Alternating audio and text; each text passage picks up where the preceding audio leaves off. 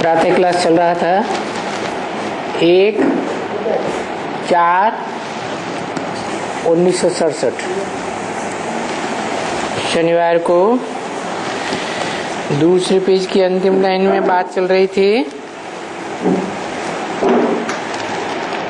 बाबा ने समझाया है एकदम पिछाड़ी में जो अभी आते होंगे वो क्या आते होंगे, बेचारे एक जन्म लेते होंगे, आधा जन्म लेते होंगे।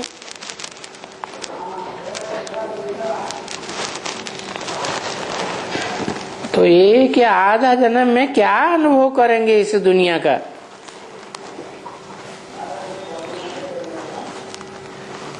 क्या सुख का अनुभव करेंगे, क्या दुख का अनुभव करेंगे। उनको कोई अनुभवी आत्माएं कहेंगे क्या।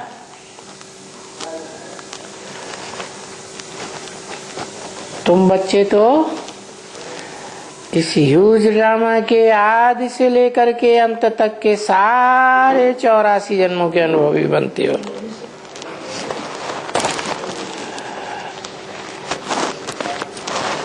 सारे ड्रामा की सुख और दुख का अनुभव सिर्फ तुम ब्राह्मण करते हो। कौन से ब्राह्मण? जो डायरेक्ट बाप से पढ़ाई पढ़ते हैं। तुम कहा ही जाता है सामने वाले को, तो तुम पहले पहले आते हो। 1/4/67 की वाणी का तीसरा पेज। जानते हो कि हम इतना जन्म लेते हैं सुख में,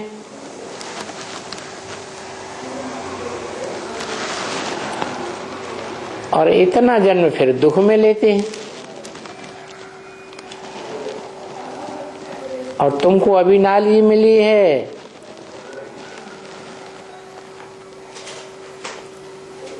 अपनी नॉलेज के साथ सबके सुख दुख की नॉलेज मिली है। हर एक के नेशन के तुम जानकार हो, क्योंकि जानते हो ये फलाना धर्म फलाने समय में स्थापन होता है।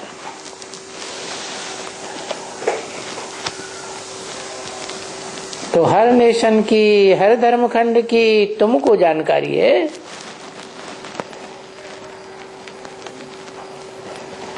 तो ये जानकारी नई दुनिया में नहीं होगी, क्योंकि नई दुनिया में तो सिर्फ एक ही धर्म होता है, एक ही राज्य होता है। वहां अनेक राज्य तो होते ही नहीं। भले नई दुनिया में नया खंड होता है, तो उनके लिए जैसे वो नई दुनिया, क्योंकि ये भी तो समझते हैं ना। अब ये बौद्ध खंड है,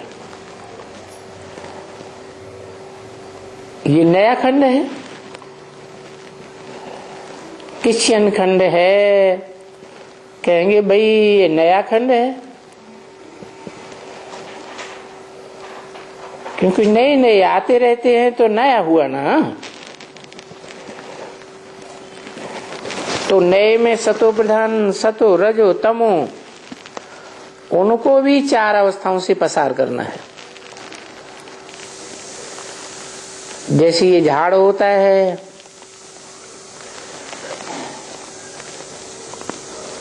तो ये भी मनुष्य सृष्टि का झाड़ है। सतयुग में सतो प्रधान, त्रेता में सतो सामान्य, द्वापर में रजो, और कलयुग में तमो हो जाता है।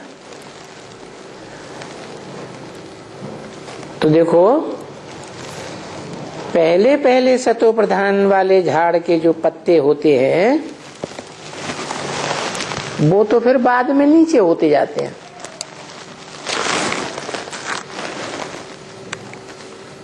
उसके ऊपर में दूसरा होता जाता है, क्योंकि दूसरा नया निकलता है, दूसरा होता जाता है। आगे आगे कितना शोभनिक। तो नीचे वाला तो नीचे ही रहेगा ना, तो वो नए नए ऊपर में चले जाते हैं। ऐसे होते होते तहां तक कि झाड़ बड़ा हो जाता है। तो नया नया तुम देखते हो, झाड़ में ऊपर नई नई टालियां कैसी निकलती हैं। जब भी देखो कोई भी झाड़ होगा, आम का झाड़ भले पुराना भी हो जाए, तो जब बरसात के बाद देखेंगे तो ऊपर में पत्ते उनके बहुत हरे हरे हो जाएंगे और छोटे छोटे भी निकलते रहेंगे। बरसात के बाद ऐसा होता है ना, तो ये भी संगम युग है, तुम्हारी ज्ञान की बरसात। उसके बाद सतयुग में नए नए पत्ते निकलते रहते।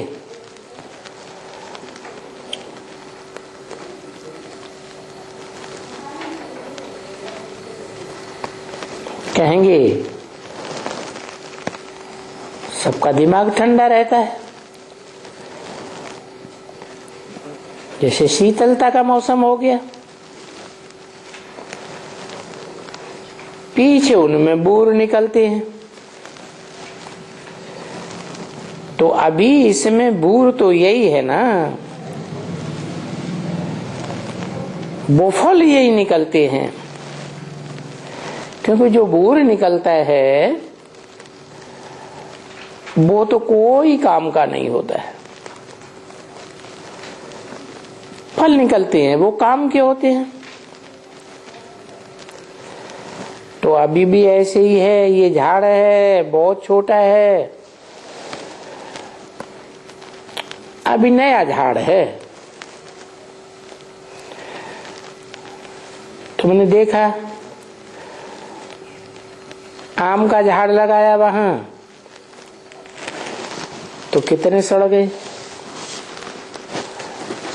और बाकी जो जाकर के 4 बचे हैं, शायद होगा 5 होंगे, बाकी सब सड़ गए। क्यों? उनको तूफान लगता है और उनकी परवरिश पूरी नहीं हुई।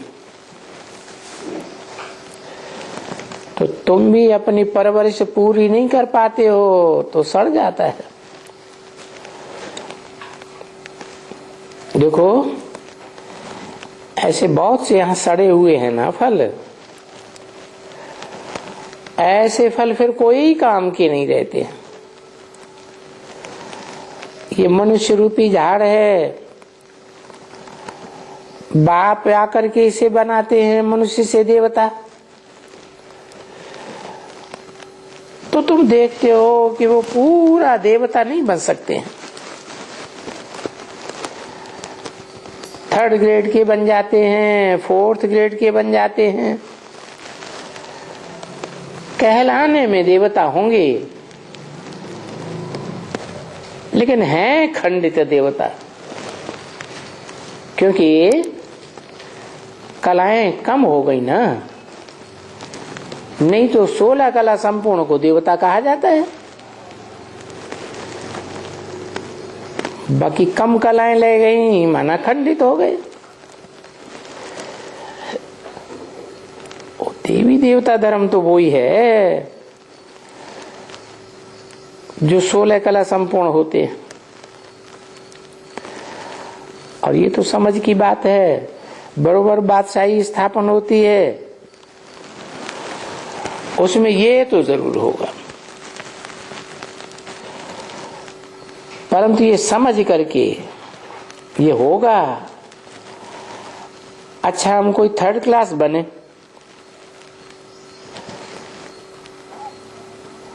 ये तो बेसमझी हो गई।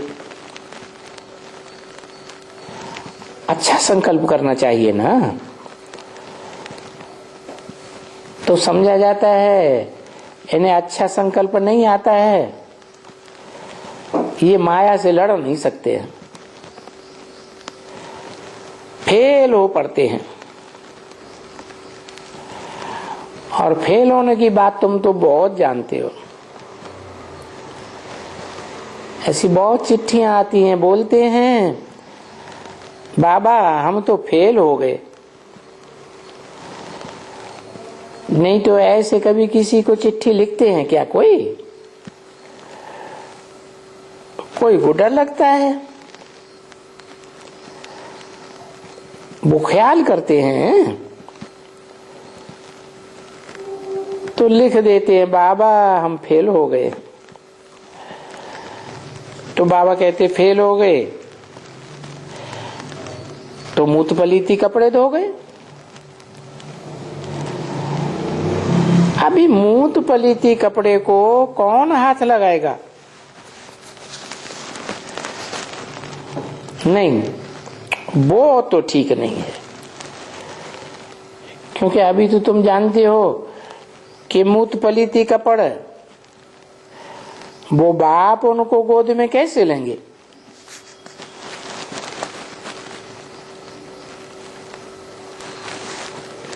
वो बाप कौन से बाप की तरफ इशारा कर दिया?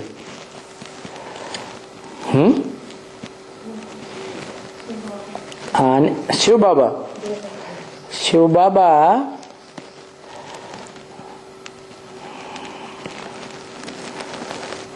शिव बाबा जब कहें तो वो तो ग्रैंडफादर हुआ, और ग्रैंडफादर पहले होता है कि बाप पहले होता है? बाप पहले होता है, ग्रैंडफादर बाद में होता है? ग्रैंडफादर पहले होता है, उसका बच्चा पैदा होता है, वो फिर बाप कहा जाता है जब बच्चे पैदा करता है। तो बताया कि जो मूत पलीती हो जाते हैं उनको बाप फिर गोद में कैसे लेंगे? बाप माना मनुष्य सृष्टि का बाप। मनुष्य सृष्टि का बाप जब इस संसार में प्रत्यक्ष होता है, सारी दुनिया पहचानती है कि ये हमारा बाप है, सारी मनुष्य सृष्टि का बाप है, तो वो बाप जो मूत पलीती होते रहते हैं उनको गोद में नहीं ले सकता। बाप आते हैं जब मूत पलीती से बच्चे साफ शुद्ध हो जाते हैं, तब बाप आते हैं। कौन सी बाप की बात है? मनुष्य सृष्टि के बाप की बात है कि वो आते हैं, माने संसार के सामने प्रत्यक्ष होते हैं, प्रत्यक्षता रूपी जन्म लेते हैं। सारी दुनिया जानती है कि ये हमारा सब का बाप है, हिंदू मुस्लिम सिख ईसाई सब का बाप है। मूत पलीती होना माने डिस्चार्ज होना, डिस्चार्ज होते हैं तो मूत पलीती हो जाते हैं। तो बाप जो मनुष्य सृष्टि का बाप है, ऐसे मूत पलीती बच्चों को गोद में कैसे लेगा? जब साफ शुद्ध हो जाते हैं तब लेते हैं, तभी तो वो गोद में ले सकते हैं।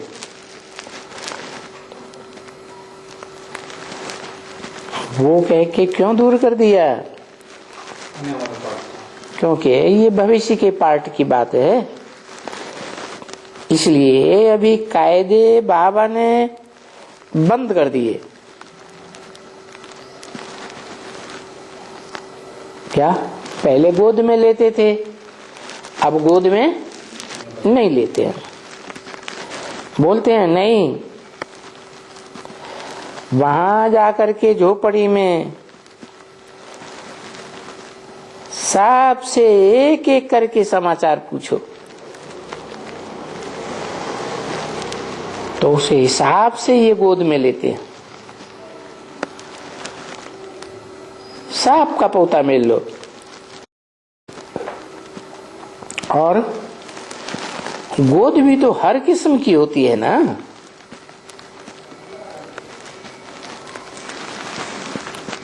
है समझा ना।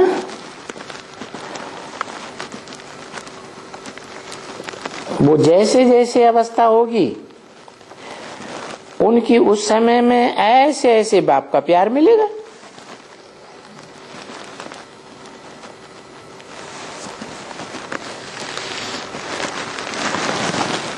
सगीर होगा, समझदार होगा, ज्ञान को समझेगा, अच्छा पुरुषार्थ करेगा तो बाप का प्यार भी गहराई से मिलेगा। देखते हैं कि ये अंदर में एक है और बाहर में दूसरा है। अंदर में शैतानी भरी हुई है। ऐसे होते हैं ना, कोई अंदर से एक होते हैं, बाहर से दूसरा दिखाते हैं कि हम बड़े अच्छे पुरुषार्थी हैं। तो प्यार भी ऐसे ही मिलता है। फिर बाबा तो प्यार करेंगे, अंदर में बोलेंगे ये तो बहुत अच्छा मीठा बच्चा है, बहुत सर्विसेबल है। फिर कोई को ऐसा देखेंगे तो कहेंगे इसमें तो कोई दम नहीं है, एकदम ये तो कुछ भी ज्ञान को नहीं समझते, एकदम बुद्धू है। कोई की सर्विस करना जानते ही नहीं, सर्विस नहीं कर सकेंगे, बाकी और धंधे ये करेंगे वो करेंगे। तो अभी ख्याल तो सब तरह का रहता है ना। तो ये तो कोई को भी अज्ञान में भी बाप होगा, कोई अच्छा बच्चा होगा, बिल्कुल अच्छी कमाई करने वाला होगा, देखेंगे बिलायत से बहुत कमाई के आया है, बड़े प्रेम से उससे मिलेंगे। और कोई कच्चा बच्चा होगा, यहाँ गजर बसर बिकते होंगे तो वही खरीद फरोख्त करेंगे, चाहे वो यहाँ हो वहां हो, अच्छी सेवा तो नहीं कर सकेंगे।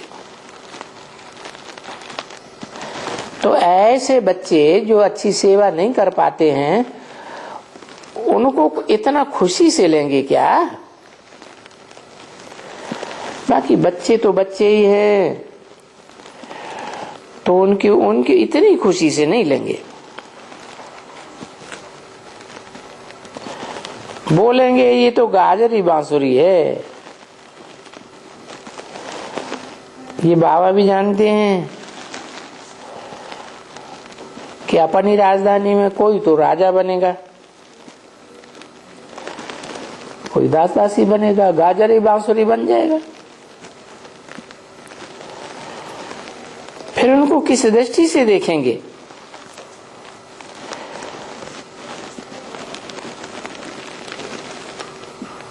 दोनों बाप दादे साथ ही साथ है ना। ये तो बच्चे तो सभी हैं, परंतु फिर भी जब वो डाडा आते हैं पढ़ाने के लिए, अच्छी तरह से पढ़ाने के लिए आते हैं, तो पढ़ना चाहिए ना। कौन आते हैं पढ़ाने के लिए? दादे। बाप दादे कहा जाता है ना, बाप का भी बाप माना दादे कहते हैं ना। कि बाप का वर्षा मिले या न मिले, दादे का वर्षा जरूर मिलता है। हाँ, बाप दादे।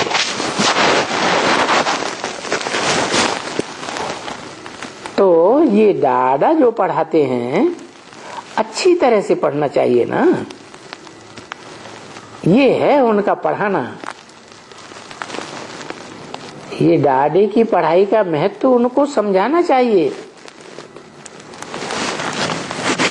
कि दादे जैसी पढ़ाई पढ़ाते हैं वैसी पढ़ाई तो कोई पढ़ा ही नहीं सकता। 1467 की वाणी का चौथा पेज। बाकी जैसे इस बच्ची के लिए बाबा ने कहा कोई भी धर्म हो तो उनको ये पहले पहले होना चाहिए कि बाप को कहा ही जाता है लिबरेटर।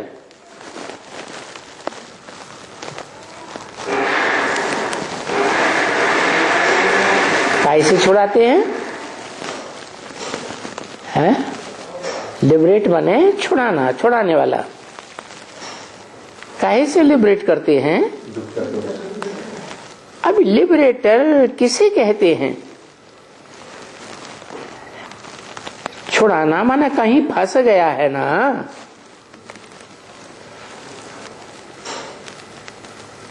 गीता में आखिरी पुरुषार्थ क्या बताया?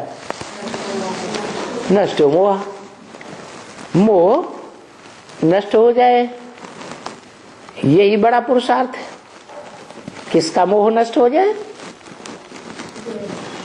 आत्मा का मोह नष्ट हो जाए। किससे मोह नष्ट हो जाए? मोह माने लगाओ, संग दोष में आ गया। किसके संग दोष में आ गया? आत्मा है। अरे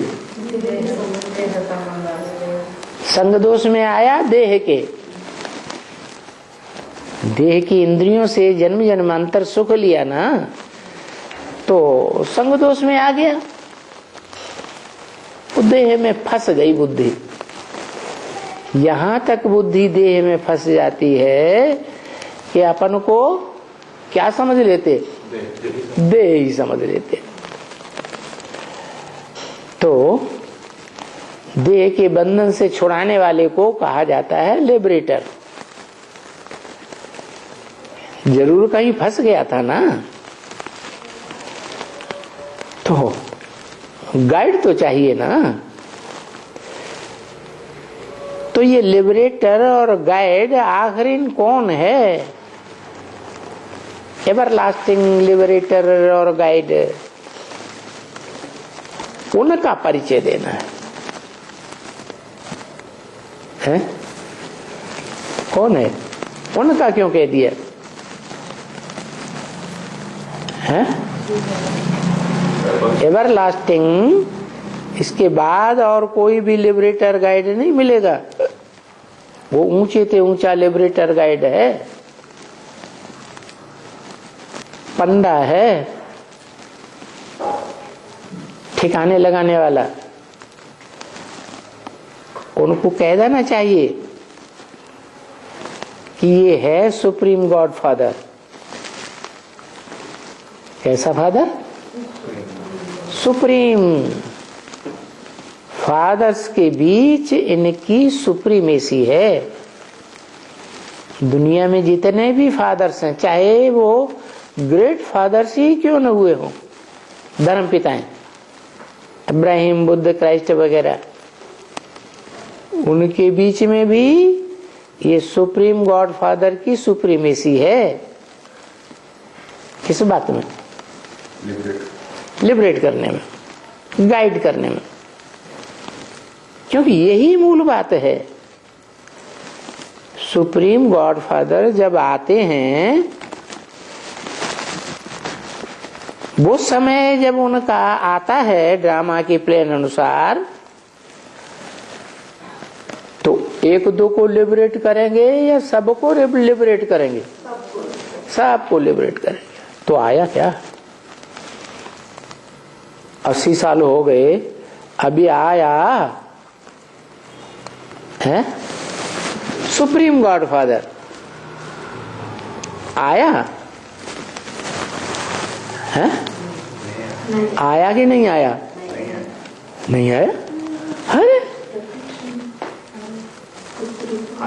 अब ब्रह्मा कुमार कुमारी ये बात मानेंगे कि आया नहीं आया है? तो कब आएगा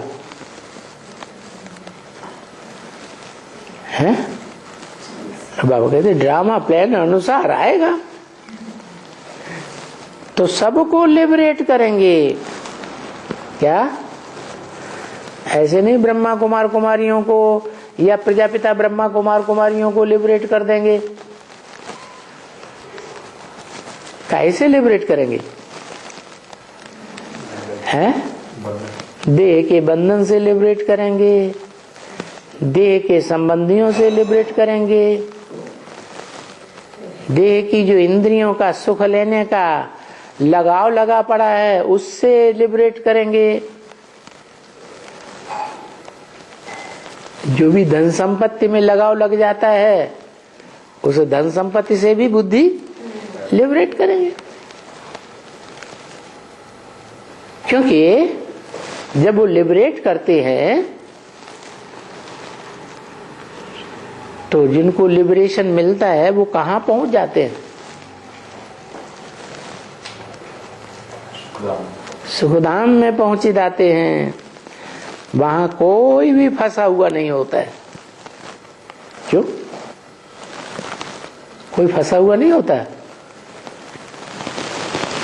राधा की दृष्टि कृष्ण में फंसी हुई नहीं होती। हाँ, भले देखने में आता है कि राधा की दृष्टि कृष्ण में फंसी हुई है, कृष्ण की दृष्टि राधा में फंसी हुई है, लेकिन क्या वो आत्मिक स्थिति में एक दूसरे को देखते हैं या दृष्टि को देखते हैं? हैं? आत्मिक स्थिति है ना, तो देह के बंधन से तो लिबरेट हो गए ना। तो हेवन में कोई फंसा हुआ नहीं है। क्या उसका नाम ही है बिन। बिन माने जीत लिया है, जीत लिया है। आत्मा ने देह और देह का जो बंधन है उसको जीत लिया। जो पुकारते हो हमको सुख और छुड़ाओ, किससे छुड़ावे? हेवन में तो वो जो शैतान होता है वो तो है ही नहीं।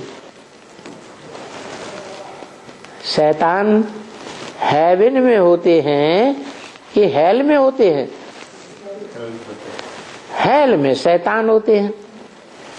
तो जरूर पुकारते हैं हमको शैतान से छुड़ा करके घर ले चलो। इसलिए उनको बुलाते हैं। तो वो आकर के बाप कहते हैं कि तुमको अगर घर चलना है तो तुम अभी पतित हो।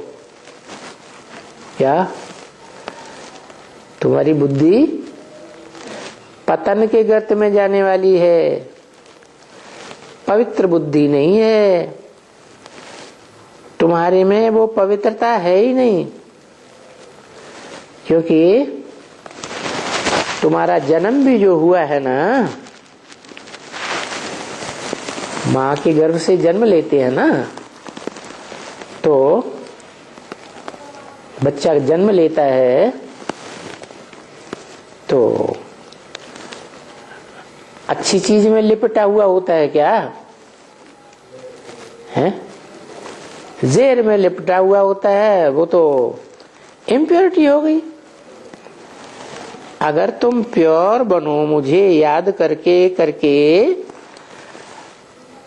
कि गॉड फादर ऐसा कहते हैं, मुझे याद करो,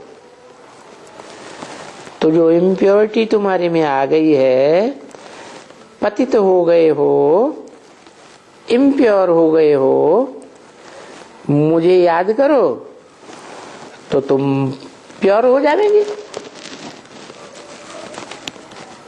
इसने कहा है, किसने कहा मुझे याद करो तो तुम प्योर हो जाओगे? शिव बाप ने कहा प्योर हो जाएंगे तो तुम बिंदु बन जाएंगे।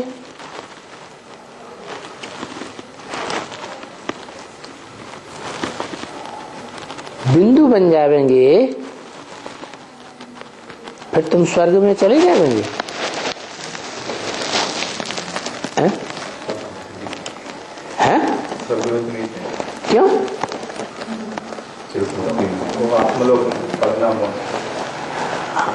आत्मलोक तो जो बाप का घर है वो ही तो आत्मलोक है। और बाप कौन बताया अभी?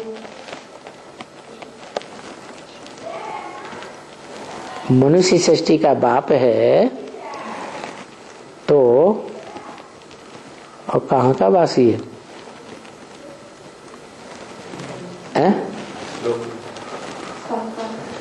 इस साकार सृष्टि का वासी है, सदा काल का वासी है कि कभी वासी है कभी वासी नहीं है? सदा काल का वासी है। तो सदा काल का वासी है तो जब कलयुग का अंत हो जाएगा, महाविनाश हो जाएगा, तो वो आत्मा कहाँ रहेगी? हैं? साकार मनुष्य सृष्टि में रहेगी। मनुष्य सृष्टि जो है वो 5 तमो प्रधान तत्वों से बनी हुई है कलयुग के अंत में, या सतो प्रधान तत्वों से बनी हुई है। तो तमो प्रधान सृष्टि में रहेगी वो आत्मा, रहेगी? फिर है क्या करना पड़े? उन 5 तत्वों को भी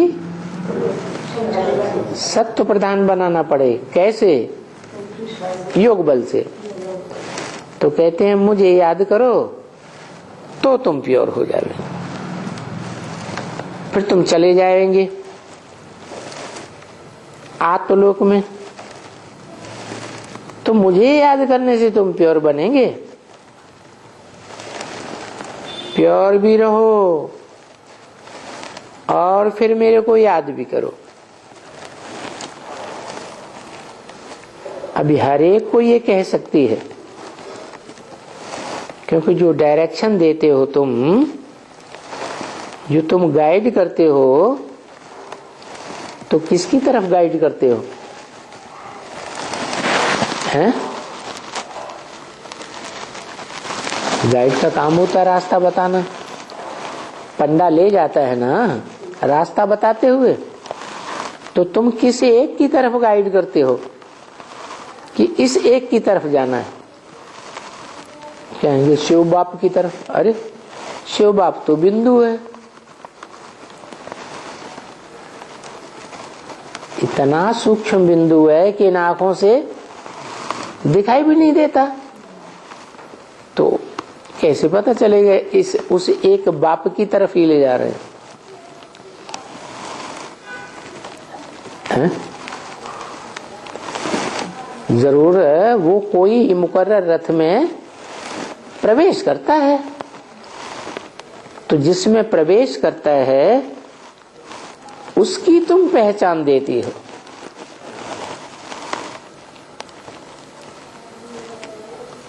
एक की तरफ इशारा करती हो, क्योंकि जो डायरेक्शन देते हो तुम, जो गाइड करते हो, बाप की तरफ में ही करते हो। कौन से बाप? आत्माओं के बाप की तरफ इशारा करते हो। वो इशारा कर पाओगे? क्यों? तो बिंदु बिंदु सब एक जैसे, और वो तो अति सूक्ष्म है, देखने में तो आता ही नहीं, तो इशारा हो ही नहीं सकता। तो इशारा तब ही हो सकता है जब वो किसी मुकर्रर रथ में प्रवेश करता है। तो तुम एक की तरफ इशारा करते हो कि एक को याद करो। जो भी भले धर्म संस्थापक हैं, वो भी जो धर्म आकर स्थापन करते हैं मनुष्य, तो ये तो धर्म स्थापन मनुष्य नहीं कर सकते हैं ना। क्या ये जो कौन सा धर्म, सत्य सनातन धर्म, जो सत्य है, सनातन माने बहुत पुराना है, ये कभी नष्ट नहीं होता। सत्य वही है जो सदा काल रहे। तो कौन सा धर्म सदा काल रहता है इस सृष्टि पर? है आत्मिक धर्म, स्वधर्म, जिसके लिए गीता में कहा स्वधर्मे निधनम से परधर्मो भयावह, अपने धर्म में मर जाना अच्छा। तो कौन सा है अपना धर्म? ये देह का धर्म अपना धर्म थोड़ा ही है। अपना धर्म है आत्मिक, तो आत्मिक धर्म अपना है। तो किसी के हैं आत्मा कि वो आत्मा सदैव अपनी है।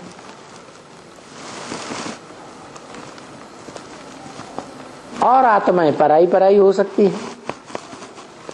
आज अपनी है, कल पराई बन जाएंगी। लेकिन एक आत्मा वो कौन है जिसकी तरफ हम इशारा करते हैं कि उस एक को याद करो।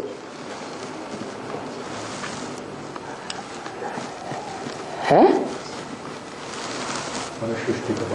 मनुष्य सृष्टि का बाप है, वो एक ही है जो सब का बाप है। तो रूहानी बाप कहते हो, तो वो एक की तरफ इशारा जब करते हो तो वो रूह की स्टेज में स्थित हो जाता है, तब करते हो कि देवान में स्थित होता है तब करते हो इशारा। रूह की स्टेज में स्थित हो जाता है तब करते हो, तो उसे कहा जाता है एवर प्योर, सदा आत्मिक स्थिति में स्थित होने वाला। क्या एवर प्योर कब? जब देह तो है, देह की इंद्रियां भी हैं, देह और देह की इंद्रियों से कर्म करता भी है, ऐसे नहीं कर्म करता है, लेकिन कर्म करते हुए भी उसमें आसक्त, हाँ, लगाव युक्त नहीं होता। और वो जो आते हैं बस इनके सिवाय और कोई एवर प्योर रह ही नहीं सकता है।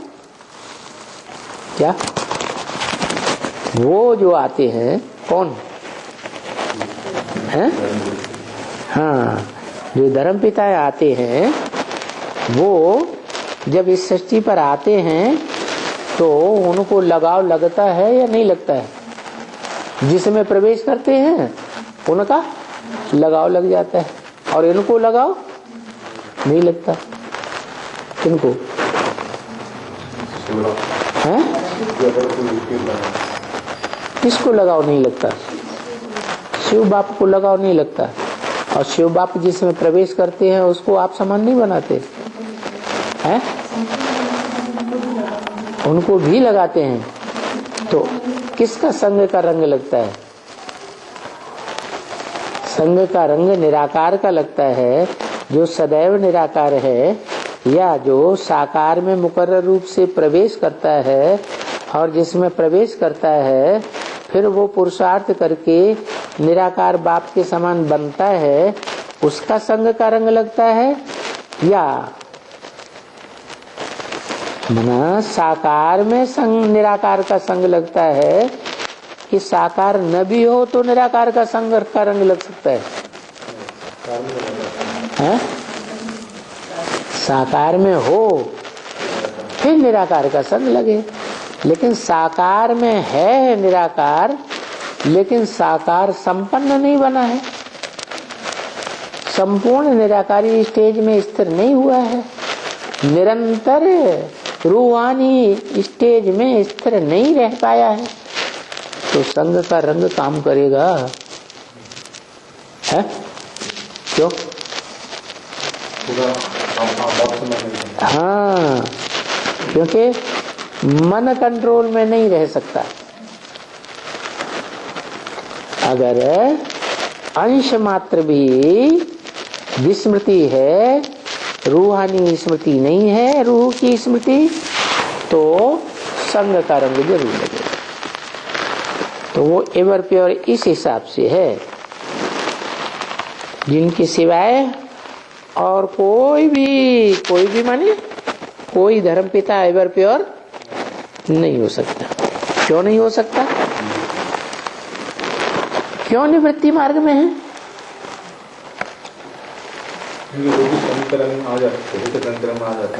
क्योंकि वो पूरा ज्ञान नहीं उठाते। और ये जब से वो निराकार सुप्रीम सोल शिव इस सृष्टि पर आते हैं, तब से लेकर के और जब तक चारों युगों की ब्रॉड ड्रामा की शूटिंग हो, तब तक भी वो उस स्थिति में स्थित होने का प्रयास पक्का कर लेते हैं। बाकी जो आते हैं सो प्योर से इम्प्योर जरूर बनते हैं। कौन? धर्म पिता है, माने पुनर्जन्म जरूर लेते हैं।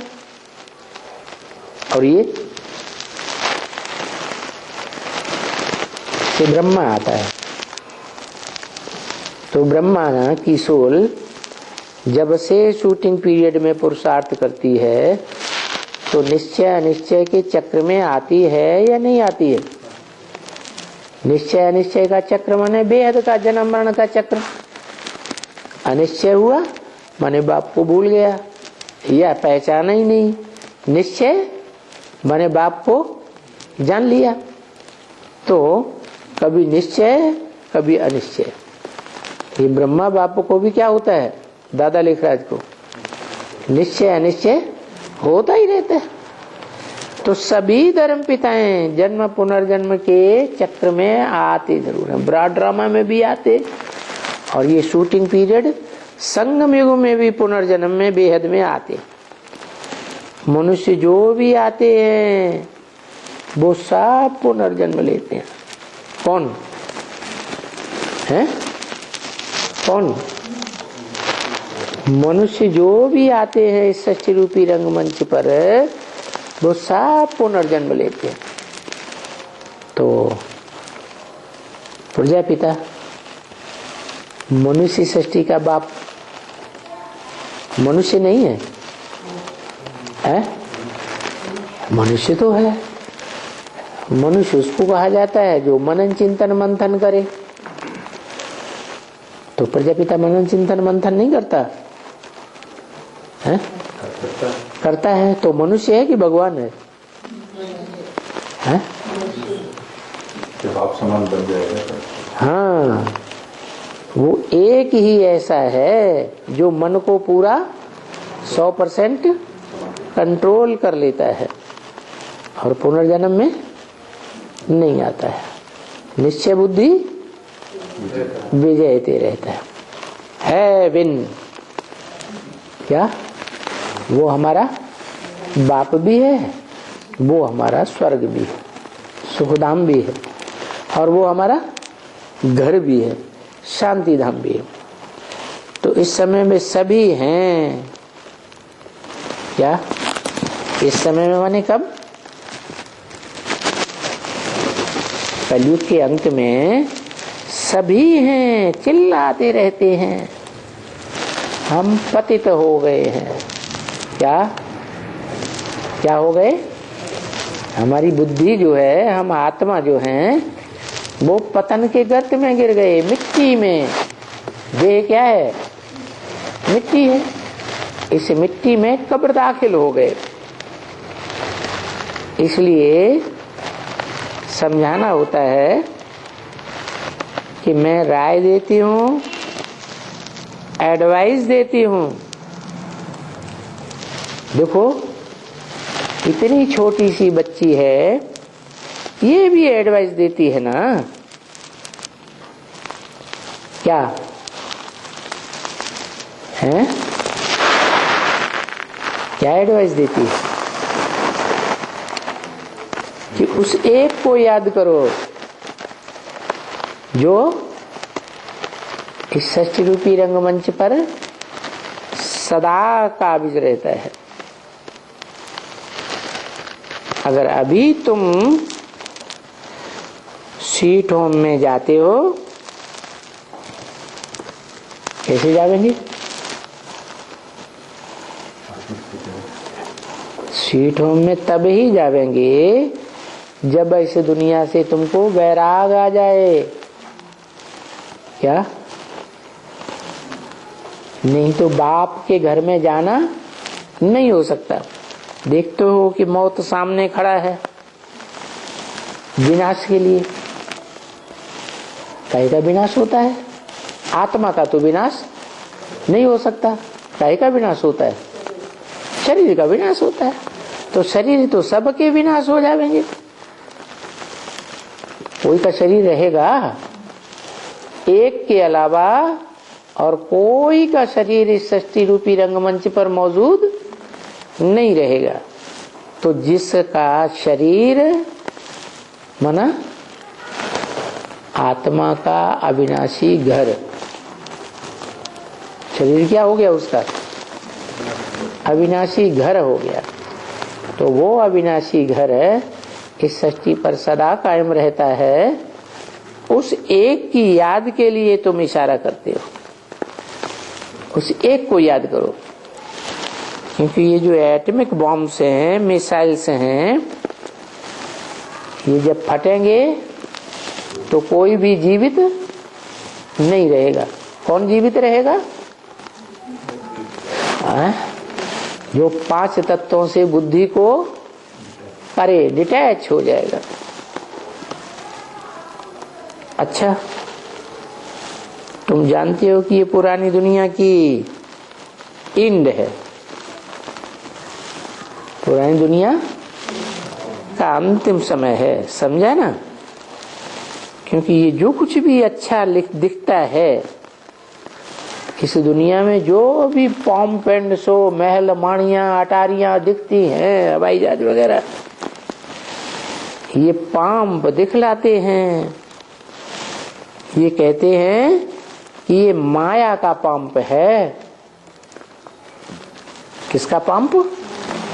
माँ संस्कृत में कहते हैं नहीं, आया माने आया। ये ना आई होती तो अच्छा था। ये बीच में आ जाती है माया का पंप, तो सबकी बुद्धि को भ्रष्ट कर देती। और कोई की भी बुद्धि इससे, इसके लगाव से, इस दुनिया के लगाव से दूर नहीं हो पाती है। तो देखो, ये जो दुनिया में पंप एंड शो दिखाई पड़ रहा है, ये ईश्वर का पंप नहीं है। किसका पंप एंड शो है? माया का भव का है। ब्राह्मणों की दुनिया में भी बहुत ढेर सारे ब्रह्मा कुमार कुमारी जो समझते हैं माउंट आबू में जाकर के, आहा, ये तो वास्तव में ईश्वरीय ज्ञान है। लेकिन बाप कहते हैं ये कोई माया का पंप है, लेकिन ईश्वर का पंप, ईश्वर जो है कोई प्रकार का पंप एंड शो नहीं करते। क्या? ईश्वर आते हैं तो एकदम साधारण तन में आते हैं। असाधारण तन में, गोरे चिट्ठे लंबे चौड़े का शरीर में आते ही नहीं। तो वो तो सत्युग में पंप होती है क्या है? वो ईश्वरीय पंप है, ओरिजिनल, और यहाँ आर्टिफिशियल। तो ये है कलयुग का पंप। तो वो कलयुग की पंप इस समय में क्यों है? हैं? वो कलयुग की पंप इस समय क्यों है कि हमको खींचे अपनी तरफ? क्या? माया का पंप इसलिए है कि वो माया अपनी तरफ खींचे, द्वापर कलयुगी दुनिया, द्वैतवादी दुनिया की ओर, और सत्य को बुलाए दे। नहीं तो असली जो पंप एंड शो है, ओरिजिनल पंप एंड शो है, वो आर्टिफिशियल नहीं है। तो ज्यादा अच्छा कौन सा होगा, आर्टिफिशियल या ओरिजिनल? आर्टिफिशियल अच्छा होगा। ओरिजिनल पंप एंड शो अच्छा है, वो है ईश्वरीय। क्यों पूछते बाबा हैं? तो सत्य को भुला दे, उसको माया से क्या फायदा होगा? माया को फायदा होगा कि हमारे अंडर में रहोगे। माया रावण के राज्य में रहोगे, नहीं तो तुम राम के राज्य में चले जाओगे। अरे कोई दूसरे को अपने अंडर में रखना चाहता है कि दूसरे के अंडर में होना चाहता है? कंट्रोल करना चाहता है। इस दुनिया में यही रीति है। हर व्यक्ति अंदर से भले किसी के कंट्रोल में है, राजा के कंट्रोल में कोई दास है, लेकिन उसके अंदर भी ये इच्छा, अगले जन्म में मैं इसके ऊपर कंट्रोल करूं।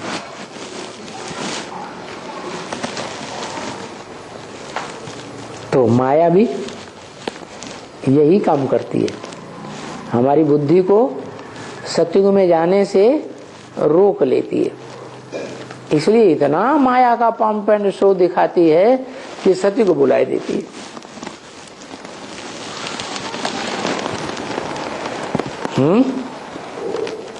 माया बाप की बेटी होती है, ऐसे काम क्यों करती है?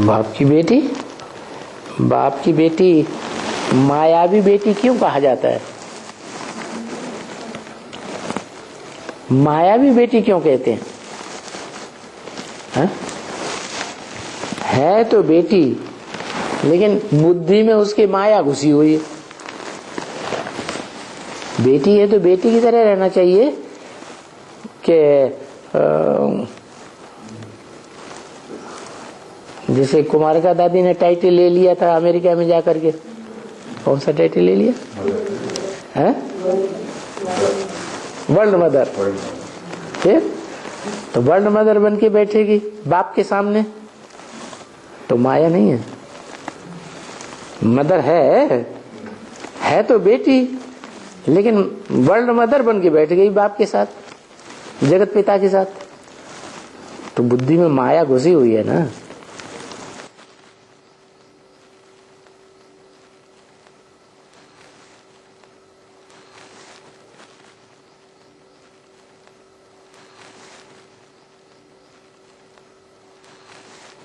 तो बुद्धि माया सत्युग की तरफ नहीं जाने देती। सत्युग है सत्य बाप का बनाया हुआ पंप एंड शो, ओरिजिनल, जहां मनुष्य कुछ नहीं बनाता आर्टिफिशियल। देवताएं कुछ भी आर्टिफिशियल नहीं बनाते। बनाता कौन है? ऑटोमेटिक प्राकृतिक तौर से महलवाणियां, अटारियां, वो क्या नाम, पर्वतों की गुफाओं में बनती रहती हैं। इसलिए ये सभी मनुष्य कहते हैं कि अभी तो स्वर्ग है ये दुनिया, देखो ये एरोप्लेन है, ये चारों जगमग जगमग बत्तियां जल रही हैं। कैसी पंप एंड शो! ऐसा पंप एंड शो कोई 200 वर्ष पहले थोड़ा ही था। ये बिजली का जो दिखाई पड़ता है वो था क्या? नहीं, कल कारखाने ये अब हुए हैं, तो ये पहले थे ही नहीं। स्वर्ग में थे नहीं, अभी ये स्वर्ग में कहां से आवेंगे? उसके आर्टिस्ट चाहिए ना, ज्ञान चाहिए ना। तो देखो ये ज्ञान बन रहे हैं यहाँ। क्या कहा है? कैसा ज्ञान बन रहा है? यहाँ दुनिया तो कोई खत्म होती ही नहीं है ना। दुनिया खत्म नहीं हो रही है, लेकिन ज्ञान तो बन रहे हैं। तो बड़े बड़े ये साइंटिस्ट हैं, वो अपन को क्या समझते हैं? हम बड़े ज्ञानी हैं। ज्ञानू तो बन रहे हैं, लेकिन ये भी समझते हैं हम ज्ञानू बन रहे हैं तो ये दुनिया ऐसे ही रहेगी। लेकिन वास्तव में क्या दुनिया ऐसे ही रहेगी? इन ज्ञानियों ने जो ज्ञान के आधार पर जो चीज निर्माण की है, एटॉमिक एनर्जी, उससे दुनिया बनी रहेगी? तो दुनिया तो खलास होनी ही होनी है। तुम्हारे पास ये सभी आएंगे। कौन? जो ज्ञानू बन करके बैठे हैं इस दुनिया में, बड़े बड़े साइंटिस्ट, ये तुम्हारे पास आएंगे। है ना?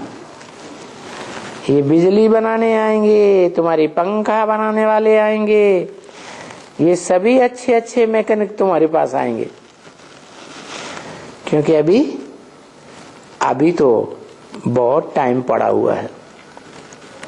क्या तुम्हारा पुरुषार्थ अभी परिपक्व स्टेज में नहीं पहुंचा है? जब परिपक्व स्टेज में तुम्हारा पुरुषार्थ पहुंचेगा तो ये सब आवेंगे। तुम्हारा जब प्रभाव निकलेगा तब वो बड़े बड़े वैज्ञानिक तुम्हारे पास, बड़े बड़े क्या नाम, ये मैकेनिक तुम्हारे पास आएंगे। किंतु कोई राजाई में नहीं आएंगे। क्या? क्यों? क्योंकि वो यहीं बड़े ज्ञानी बन चुके हैं। ज्ञानू ऐसे बन चुके हैं कि मारे अहंकार के किसी बाप के बच्चों को भी गालियां देते रहते हैं, बाप के बच्चों से भी लड़ाइयां लड़ते रहते हैं। अहंकार आ जाता है, डॉगली पढ़ाई कर। आएंगे, राजा नहीं बनेंगे। क्या क्या बनेंगे? कारीगर बनेंगे।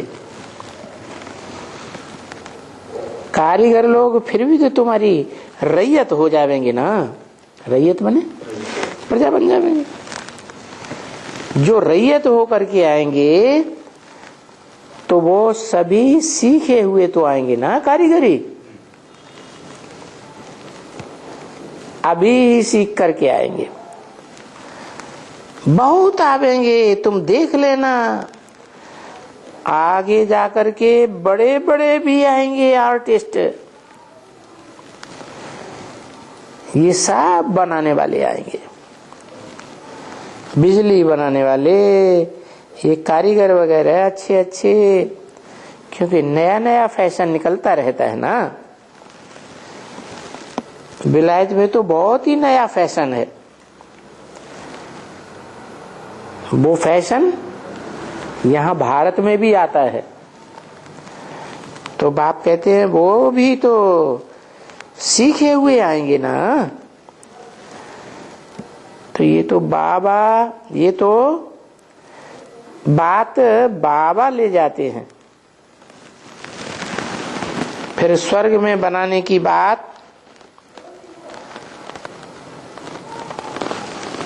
बाबा स्वर्ग की बात तुमको समझाते हैं कि वहां कुछ भी मनुष्यों की बनाई हुई कारीगरी नहीं होगी, वहां सब नेचुरल होगी।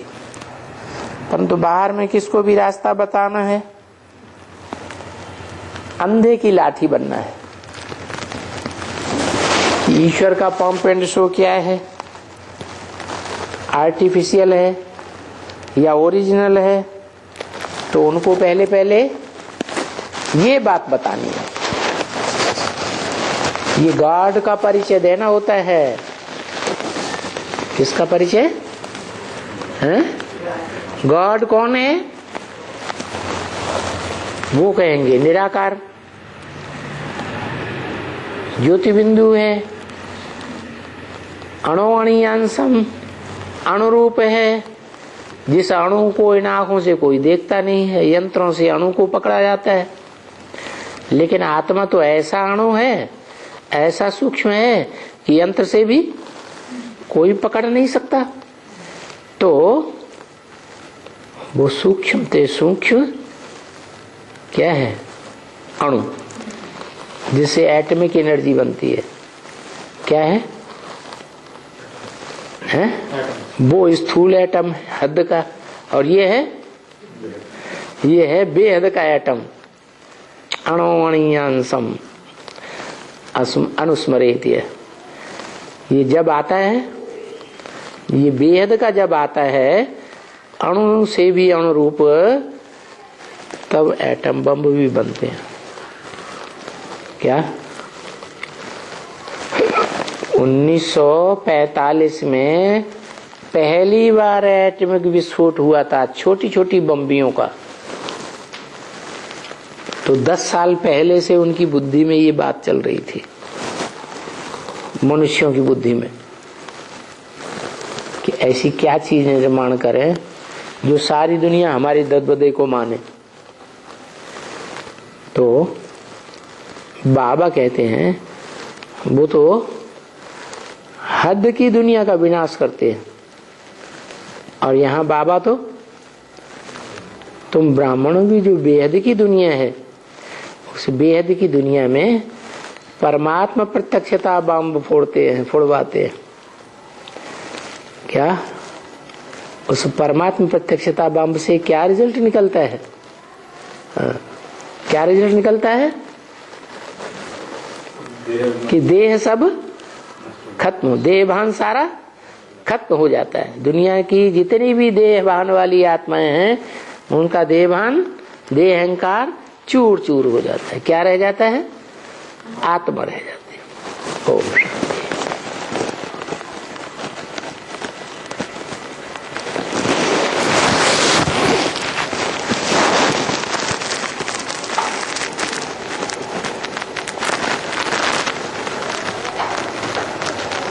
पंद्रह तारीख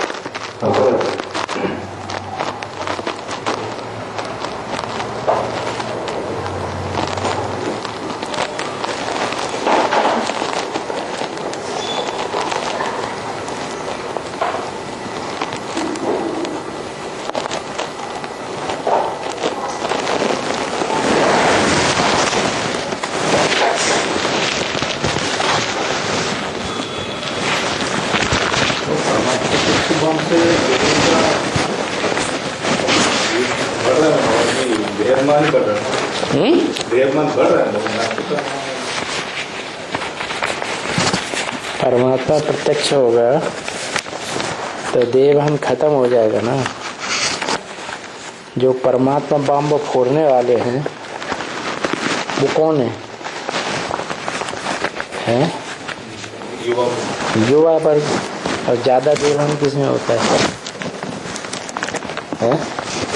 बुद्धों में होता है, अदर कुमारों में होता है, कुमारों में होता है, कुमारियों में होता है, अदर कुमारियों में होता है।